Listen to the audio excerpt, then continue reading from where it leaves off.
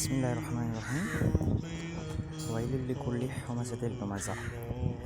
இந்த அழகிய குர்ஆன் வசனம் ஒன்று போதும் ஒரு மனிதனுடைய பிரமாணம் எவ்வளவு முக்கியமானது என்பதை உணர்த்துவதற்காக அல்லாஹ் தஆலா குர்ஆன் சொல்கிறான், நிச்சயமாக புறம் பேசியதை திருவர்களுக்கு கெடுத்தான் என்று சொல்கிறான். அந்த அடிப்படையில் நாங்கள் எங்களை ஒரு முறை ரீசெக் பண்ணிக்கொள்ளணும். நாங்கள் அடுத்தவங்களோட விஷயத்தில் எந்த அளவுக்கு நாங்கள் முன்முறமாக தீவிரமாக அவங்களோட குறைகளை தேடுறோம், குறைகளை பேசுகிறோம் என்று கட்டாயமாக இந்த விஷயத்தை நாங்கள் மென்ஷன் பண்ணிக்கொள்ளணும், நினச்சி கொள்ளணும்.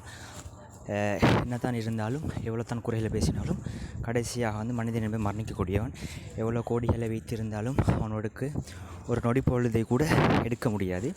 ஆகவே பிறர்களுடைய குறைகளை பேசுவதிலிருந்தும் அவர்களை மானங்களை வாங்குவதிலிருந்தும் நாங்கள் பாதுகாப்பிட்டுக் கொள்வோம்.